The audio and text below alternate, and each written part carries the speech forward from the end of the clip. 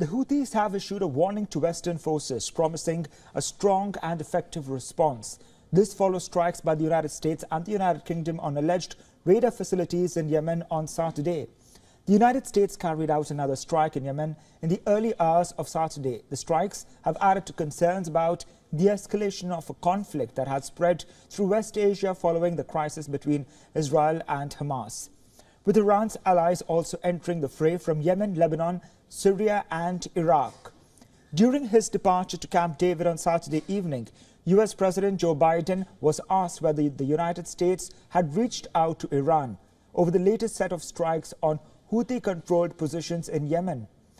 Let's listen in to what he had to say.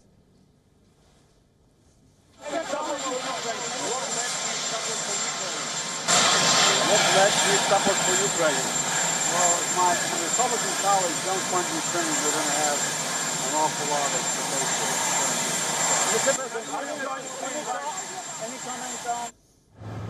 Earlier on Friday, the United States President labeled Houthis as terrorists. This even as the White House maintains that the United States was not courting war with Yemen, but would not hesitate to take further action. I've already delivered the message to Iran. They know not to do anything. We will make sure that we respond to the Houthis if they continue this outrageous behavior. In response to the strikes, the Houthis held military exercises in Yemen's northwestern province of Sada on Saturday. In a video released by the group, officials were filmed watching a series of military exercises, including mortar launches and militant maneuvers. Meanwhile, British Prime Minister Rishi Sunak, who is currently in the Ukraine, addressed Houthi attacks taking place in the Red Sea. The leader warned that these attacks were not only disrupting global economy, but also destabilizing the region by putting innocents at risk. Speaking on what has been termed as the largest attack on a British naval warship in decades, Sunak added that UK needed to send a strong signal to the Houthis, arguing in favor of the strikes that aim to disrupt their ability to conduct the said attacks. The British Prime Minister was also asked why he bypassed Parliament to take action, to which he responded that the decision to strike back was taken with the Cabinet, opposition politicians and operations brief room in confidence. Sunak further hinted at a full statement in Parliament on Monday. His decision to bypass Parliament has not been received well by certain leaders.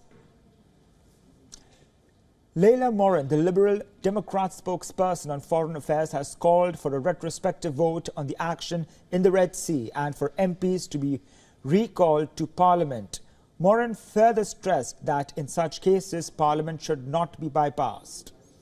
On the flip side, British Foreign Secretary and former Prime Minister David Cameron has hinted that Britain may carry out further strikes on Houthi targets if attacks on ships in the Red Sea continue.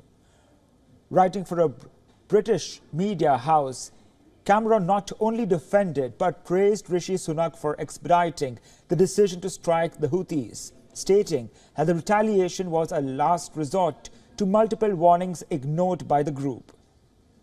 David Cameron has also hinted that the strike may have come in response to an American request. The remarks suggest Britain could join the United States in carrying out further strikes, with the leader stating that UK is willing to work with its allies and back words with action. The British Foreign Secretary further revealed that he had personally spoken to his Iranian counterpart Hussein Amir Abdollahian, leaving the nation in no doubt of potential consequences of the Iran-backed group's aggression.